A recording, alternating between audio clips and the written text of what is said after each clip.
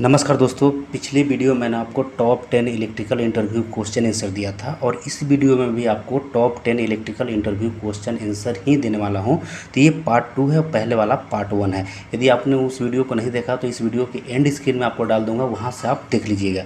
अब यहाँ पर देखिए कि जो सबसे फर्स्ट क्वेश्चन है कि अल्टरनेटर और जनरेटर किस टाइप के सप्लाई देता है, यानी कि किस टाइप के सप्लाई को आउटपुट करता है। तो जो हमारे पास अल्टरनेटर होता है, अल्टरनेटर AC सप्लाई को ही केवल आउटपुट देता है, ठीक है, केवल AC सप्लाई ही निकालता है। और जो हमारे पास जो जनरेटर है ये AC और DC दोनों तरह का सप्लाई निकाल सकता है, ठीक है। अब आपके मन में ये प्रश्न उठ रहा होगा कि अल्टरनेटर से तो हम बैटरी चार्ज करते हैं, तो बैटरी किस टाइप से चार्ज करते हैं, क्योंकि AC से तो बैटरी चार्ज होता नहीं है। बैटरी चार्जिंग करने के लिए DC चाहिए होता है। तो इसमें क्या होता है, जब इंटरनल भाग इसका आप देखेंगे तो इंटरनल भाग में कुछ यहाँ पर सामान लगे होते हैं। जैसे यहाँ पर आप देखिए ये क्या है, यहाँ पर रेक्टिफायर लगा हुआ है। तो रेक्टिफायर का क्या काम है कि AC को DC में कन्वर्ट कर देना, जिसके कारण हम क्या करते हैं कि बैटरी को चार्ज कर पाते हैं, ठीक है, क्लियर है। अब चलिए हम नेक्स्ट क्वेश्चन की तरफ चलते हैं। तो नेक्स्ट क्वेश्चन हमारे पास क्या है कि फ्रीक्वेंसी क्या होता है और इंडिया का स्टैंडर्ड फ्रीक्वेंसी क्या है। तो यहाँ पर आप देखिए कि जो हमारे पास फ्रीक्वेंसी होता है, सबसे पहले समझ लीजिए कि किस टाइप के करंट में होता है। तो जो हमारे पास AC सप्लाई होता है, AC सप्लाई में ही फ्रीक्वेंसी होता है, DC में कोई फ्रीक्वेंसी नहीं होता है। ये आपको सबसे पहले आपको क्लियर होना चाहिए। अब हमारे पास जो अल्टरनेटिंग करंट होता है, अल्टरनेटिंग करंट किस टाइप से चलता है, अल्टरनेटिंग करंट इस टाइप से चलता है, ठीक है। ये क्या हो गया, ये एक साइकिल हो गया। तो इसी तरह से एक सेकंड में साइकिल के संख्या को क्या कहा जाता है, फ्रीक्वेंसी कहा जाता है। यानी कि जो हमारे पास इंडिया का जो हमारे पास फ्रीक्वेंसी है कितना है, 50 हर्ट्ज है। इसका क्या मतलब है कि एक सेकंड में इस टाइप के 50 साइकिल को पूरा करता है, तो तभी जाके ये 50 हर्ट्ज साइकिल। कहीं कहीं का आप देखेंगे किसी कंट्री का होता है 60 हर्ट्ज भी होता है, ठीक है। लेकिन इंडिया के स्टैंडर्ड फ्रीक्वेंसी यदि आपसे पूछता है तो वो 50 हर्ट्ज है, क्लियर है। चलते हैं हम नेक्स्ट क्वेश्चन की तरफ। तो नेक्स्ट क्वेश्चन हमारे पास क्या है कि ट्रांसफार्मर में कौन कौन से लॉस होते हैं और ये क्यों होते हैं, मोस्ट इंपॉर्टेंट क्वेश्चन है। तो ट्रांसफार्मर में दो टाइप के लॉस होते हैं, एक होता है यहाँ पर कॉपर लॉस और सेकंड होता है आयरन लॉस। कॉपर लॉस किस टाइप से होता है, कॉपर लॉस हमेशा करंट पर डिपेंड करता है, यानी करंट घटता बढ़ता है तो उसके ऊपर ही कॉपर लॉस डिपेंड करता है। और जो हमारा आयरन लॉस होता है हमेशा वो वोल्टेज के ऊपर डिपेंड करता है। तो आयरन लॉस को भी दो पार्ट में डिवाइड किया हुआ है, एक हिस्टेरियस लोड और एक दूसरा ED करंट लोड। सबसे पहले हम समझ लेते हैं कि कॉपर लॉस क्यों होता है। तो ट्रांसफार्मर में कॉपर लॉस करंट के ऊपर डिपेंड करता है और ये प्राइमरी और सेकेंडरी वाइंडिंग के जो रेजिस्टेंस है, रेजिस्टेंस की वजह से होता है। क्या होता है, जब कॉइल में करंट फ्लो करता है तो हीटिंग होता है। जब करंट फ्लो होगा इसमें तो क्या होगा, हीटिंग होगा, हीटिंग प्रोड्यूस होगा, जिसके कारण क्या होगा, ट्रांसफार्मर में कॉपर लॉस होता है। उसके बाद हमारा हो जाता है आयरन लॉस। तो आयरन लॉस तब होता है जब हमारा जो ट्रांसफार्मर है, ट्रांसफार्मर खाली होता है, यानी कि नो लोड पर जब होता है। और आयरन लॉस में कितने हो गए, दो टाइप के लॉस हो गए, हिस्टेरियस लॉस और ED करंट लॉस, क्लियर है। अब चलते हैं नेक्स्ट क्वेश्चन की तरफ। तो नेक्स्ट क्वेश्चन हमारे पास क्या हो जाता है कि MCB और MCCB में क्या अंतर है। तो सबसे पहले इसमें क्या अंतर है कि MCB का मतलब होता है मिनिएचर सर्किट ब्रेकर और जो MCCB होता है मोल्डेड केस सर्किट ब्रेकर। सबसे पहले दोनों के नाम में ही अंतर है। दूसरा अंतर क्या है कि MCB के अंदर फिक्स रेटिंग होता है। जैसे मान लीजिए कि हमारे पास जो MCB है वो 10 एम्पियर का, कितना का है, वो 10 एम्पियर का है, तो इसको हम घटा के फिर 5 एम्पियर पर सेटिंग नहीं कर सकते हैं, ठीक है।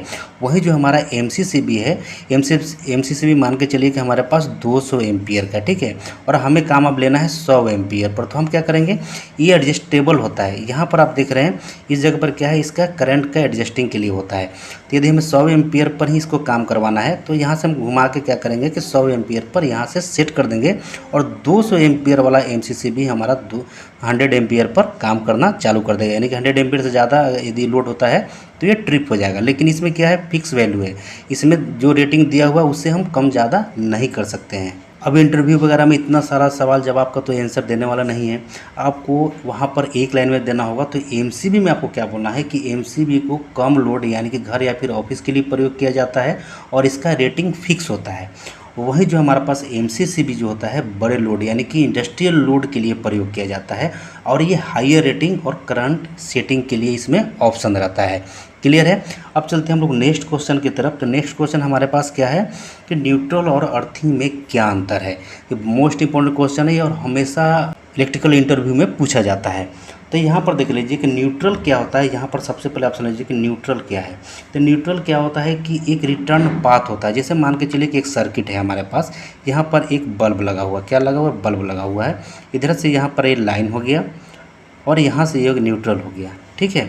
अब ये क्या कर रही थी, यहाँ पर इधर से करंट फ्लो कर रहा है, तो इधर से रिटर्निंग पाथ ये देता है, यानी कि सर्किट को कंप्लीट करने के लिए न्यूट्रल का प्रयोग किया जाता है। अब आपको इंटरव्यू करने वाला एक चीज़ और पूछ सकता है कि आखिर न्यूट्रल आता कहाँ से है, ये भी मोस्ट इम्पोर्टेंट क्वेश्चन है। तो आप यहाँ पर जो ट्रांसफार्मर देख रहे हैं, ट्रांसफार्मर में यहाँ पर क्या है, पहले आर है, वाई है, बी है, 3 फेज हो गया। और लास्ट का यहाँ पर देख रहे होंगे, यहाँ पर ये न्यूट्रल है। न्यूट्रल कहाँ से आता है, जो हमारे पास ट्रांसफार्मर होता है, ट्रांसफार्मर में 2 तरह का वाइंडिंग किया रहता है। एक तो हमारे पास वाइंडिंग होता है जो डेल्टा कनेक्शन होता है, यानी कि इस टाइप का कनेक्शन होगा जो कि प्राइमरी वाइंडिंग में होता है। और जो हमारे पास जो सेकेंडरी जो वाइंडिंग होता है उसमें किस टाइप का होता है, उसमें इस टाइप का कनेक्शन किया रहता है। यहाँ से आया, फिर इस टाइप का आया, फिर यहाँ से इस टाइप का आया, और यहाँ से क्या हो गया, यहाँ पर आर हो गया, यहाँ पर वाई हो गया, यहाँ पर बी हो गया, ठीक है। और ये जो यहाँ पर शॉर्ट पॉइंट है, इस शॉर्ट पॉइंट से यहाँ पर न्यूट्रल हमें मिल जाता है। और इसी शॉर्ट पॉइंट को क्या किया जाता है, इस ट्रांसफार्मर में आप ध्यान से देखेंगे तो यहाँ पर एक अर्थ का भी यहाँ पर ला के यहाँ पर इसी में ज्वाइंट किया हुआ है। इससे क्या हो जाता है, अर्थ से भी कनेक्ट कर दिया जाता है, ताकि जो हमारा न्यूट्रल है, न्यूट्रल और भी ज़्यादा मजबूत है। लेकिन आपको इंटरव्यू में बोलना है कि ट्रांसफार्मर के स्टार पॉइंट से हमें न्यूट्रल मिलता है। वहीं जो हमारे पास अर्थिंग होता है, अर्थिंग किस पर्पस के लिए यूज़ किया जाता है, तो एक शब्द में आप बोल सकते हैं इसको कि हम सेफ्टी पर्पस के लिए इसका यूज करते हैं। किसके लिए करते हैं, सेफ्टी पर्पस के लिए ही इसको यूज करते हैं। या तो हमारे पास कोई इक्विपमेंट, इलेक्ट्रिकल इक्विपमेंट हो, या फिर कोई व्यक्ति हो, यानी कि कोई आदमी हो, उनको सेफ्टी के लिए हम क्या करते हैं कि हम अर्थिंग का यूज करते हैं। अर्थिंग हम लोग करते कैसे हैं, ज़मीन में इस टाइप का गड्ढा खोदते हैं। पहले ज़मीन में गड्ढा खोदने के बाद क्या करते हैं, एक प्लेट यहाँ पर डालते हैं। प्लेट में डालने के बाद हम क्या करते हैं, यहाँ पर एक वायर कनेक्ट करते हैं, और वायर कनेक्ट करके जो भी हमारे पास इलेक्ट्रिकल कंपोनेंट है उसके बॉडी से जाके कनेक्ट कर देते हैं, ठीक है। मोटर हो या कुछ भी हो। फिर इसमें क्या करते हैं, नमक और उसमें कोयला भर के इसमें फिर पानी डाल देते हैं, तो ये हमारा अर्थिंग कंप्लीट हो जाता है। तो अर्थिंग बेसिकली क्या काम करता है कि जो इसमें लीकेज करंट होता है किसी भी इलेक्ट्रिकल कंपोनेंट में, तो उसका क्या करता है, उसका जो भी लीकेज करंट हो सबको यहाँ पर ज़मीन में ले जाके चला जाता है। जिसके कारण क्या होता है कि जो भी व्यक्ति यदि इसको छूता है तो क्या होगा, इसको कुछ करंट नहीं लगता है। तो इसको क्यों, सेफ्टी पर्पज़ के लिए ही यूज किया जाता है। अब चलते हैं हम लोग नेक्स्ट क्वेश्चन की तरफ। तो हमारे पास नेक्स्ट क्वेश्चन है कि 3 फेज मोटर में रोटेशन डायरेक्शन कैसे चेंज किया जाता है। तो यहाँ पर आप देख रहे हैं कि 3 फेज का ये मोटर है ना। तो यहाँ पर हम मोटर में 2 तरह का कनेक्शन करते हैं। एक करते हैं हम लोग स्टार कनेक्शन, दूसरा करते हैं डेल्टा कनेक्शन। यदि हमें स्टार कनेक्शन करना हो तो क्या करेंगे, एक साइड के हम तीनों टर्मिनल को इस टाइप से शॉर्ट कर देते हैं, और उसके बाद यहाँ पर क्या करते हैं, यहाँ पर आर, यहाँ पर वाई और यहाँ पर ब्लू फेज है ना, आर वाई बी, यहाँ पर हम सप्लाई कनेक्ट करते हैं। तो क्या होता है, मोटर रोटेशन देने लगता है, यानी कि मोटर घूमना स्टार्ट हो जाता है। यदि इस टाइप के मोटर घूम रहा है, यदि हमको इस टाइप से घुमाना है, तब हम क्या करेंगे, कोई भी 2 फेज को इंटरचेंज कर देंगे, यानी कि वाई फेज हम आर के जगह पर रख देंगे और आर फेज वाई के जगह पर रख देंगे। या फिर वही चीज़ यहाँ पर भी कर सकते हैं, वाई के जगह पर ब्लू फेज कर देंगे और ब्लू फेज के जगह पर हम यहाँ पर वाई फेज कर देंगे, तो हमारा रोटेशन चेंज हो जाएगा। या फिर यहाँ पर और भी कर सकते हैं कि यहाँ पर जो आर फेज है, आर, और यहाँ पर जो ब्लू फेज है, इन दोनों को भी चेंज कर देंगे, तब भी रोटेशन चेंज हो जाएगा। यानी कि इसमें आपको समझ में क्या आया कि किसी भी 2 तार को, यानी 2 यहाँ पर जो वायर लगा हुआ है, दोनों वायर को आपस में यदि इंटरचेंज कर दिया जाए तो हमारा रोटेशन चेंज हो जाता है। ठीक है दोस्तों, यदि वीडियो पसंद आ रहा हो तो वीडियो को लाइक करते चलिएगा, क्योंकि इसी टाइप का मैं वीडियो हमेशा आपके लिए बनाता रहता हूँ। चलिए अब चलते हैं नेक्स्ट क्वेश्चन की तरफ। तो नेक्स्ट क्वेश्चन यहाँ पर मोस्ट इंपोर्टेंट ये भी क्वेश्चन है कि सिंक्रोनस मोटर का प्रयोग हम कहाँ और क्यों करते हैं। ठीक है, तो सबसे पहले आप समझ लीजिए कि जो यहाँ पर सिंक्रोनस मोटर है वो किस टाइप का मोटर है, वो एसी मोटर है। किस टाइप का मोटर है, एसी मोटर है। और इसका प्रयोग हम लोग कहाँ करते हैं, पावर फैक्टर को बढ़ाने के लिए। तो पावर फैक्टर को बढ़ाने के लिए आप बोलेंगे कि हम लोग तो कैपेसिटर का यूज करते हैं, यानी कैपेसिटर बैंक का यूज करते हैं। सही बात है, कैपेसिटर बैंक का यूज करते हैं, लेकिन जहाँ पर पावर प्लांट होते हैं, जहाँ से हमारे बिजली पैदा होता है, उस जगह पर सिंक्रोनस मोटर का ही यूज करके पावर फैक्टर को मेंटेन किया जाता है। एक चीज़ और इसका यूज करने का कारण है कि इस जो सिंक्रोनस मोटर होता है इसका जो स्पीड होता है, स्पीड एकदम कांस्टेंट होता है, यानी कि स्पीड इसका घटता बढ़ता नहीं है। इसीलिए इसका कहाँ पर प्रयोग किया जाता है, पेपर प्रिंटिंग मशीन में भी किया जाता है। पेपर प्रिंटिंग मशीन में क्या होता है कि एकदम स्पीड वहाँ पर कांस्टेंट चाहिए, नहीं तो क्या होगा, कभी पेपर आगे चला जाएगा, कभी पेपर पीछे ही रह जाएगा, तो प्रिंटिंग सही से नहीं हो पाएगा। यानी कि जिस जगह पर हमें कांस्टेंट स्पीड चाहिए, एक जैसा स्पीड चाहिए, उस जगह पर सिंक्रोनस मोटर का प्रयोग करते हैं। जहाँ पर हमें पावर फैक्टर मेंटेन करना है, उस जगह पर सिंक्रोनस मोटर का यूज करते हैं। इसमें एक और खासियत है, इसमें लोड घटने बढ़ने से भी इसके स्पीड में कोई भी वेरिएंस नहीं आता है, यानी कि जो भी स्पीड, इसका स्पीड कांस्टेंट ही रहेगा। ठीक है दोस्तों, चलिए अब चलते हैं नेक्स्ट क्वेश्चन की तरफ। तो नेक्स्ट क्वेश्चन हमारे पास क्या आ जाता है कि इलेक्ट्रिकल में कितने टाइप्स के लोड होते हैं। तो इलेक्ट्रिकल या फिर इंडस्ट्री में 3 तरह के लोड पाए जाते हैं। पहला होता है रजिस्टिव लोड। तो रजिस्टिव लोड के अंदर क्या आता है, बल्ब आता है, हीटर आ जाता है, तो वो हमारा रजिस्टिव लोड होता है। ठीक है, उसके बाद हो जाता है इंडक्टिव लोड। तो इंडक्टिव लोड के अंदर क्या आता है, मोटर होता है, ट्रांसफार्मर होता है, जिसमें ना कि कॉइल जो लगा होता है वो हमारा इंडक्टिव लोड हो जाता है। ठीक है दोस्तों, उसके बाद कैपेसिटिव लोड होता है। तो कैपेसिटिव लोड के अंदर एक्चुअल में कैपेसिटर आता है।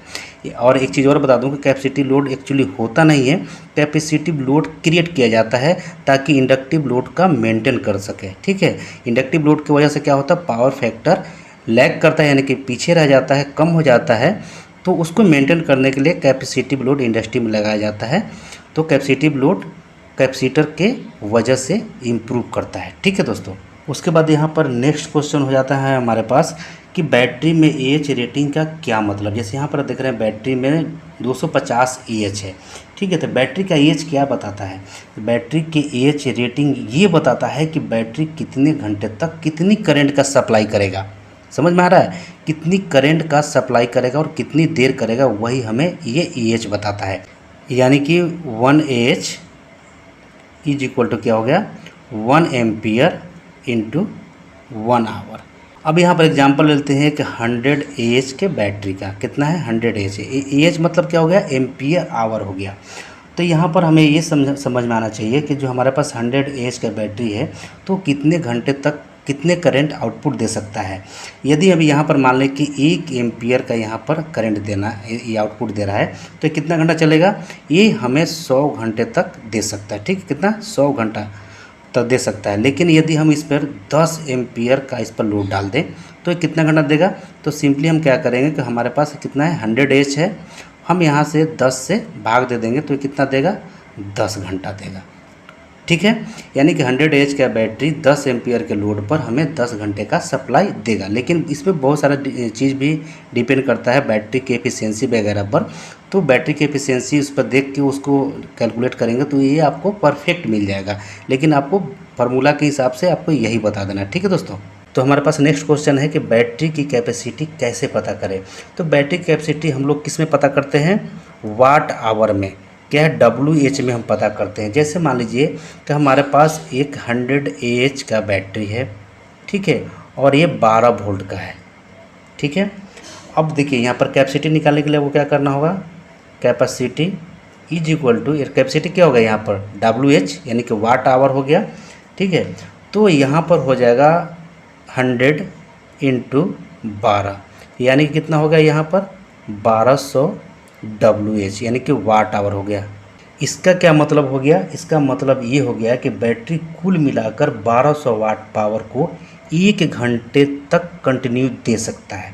ठीक है, और इसी 1200 WH की बैटरी पर यदि हम इसके ऊपर 120 वाट का लोड डालें, है ना, तो कि कितना घंटा तक चलेगा, ये 10 घंटा तक चल सकता है। कैसे चल सकता है, जो हमारे पास 1200 है, ठीक है, और हमें कितना लेना, हम इस पर लोड कितना डाल रहे हैं, 120 वाट लोड डाल रहे हैं। जब इसको डिवाइड करेंगे तो कितना निकल के आ जाएगा, 10 घंटा। यानी कि बैटरी की कैपेसिटी बैटरी में से कितना खर्च कर रहे हैं उसी के ऊपर वो डिपेंड करता है कि वो कितना बैकअप देगा। तो यही चीज़ होता है बैटरी की कैपेसिटी। तो दोस्तों आशा करता हूँ कि वीडियो आपको समझ में आया होगा। वीडियो समझ में आएगा तो प्लीज़ वीडियो को लाइक कीजिएगा और चैनल को सब्सक्राइब कीजिएगा। चलिए फिर मिलते हैं नेक्स्ट वीडियो में, तब तक के लिए जय हिंद।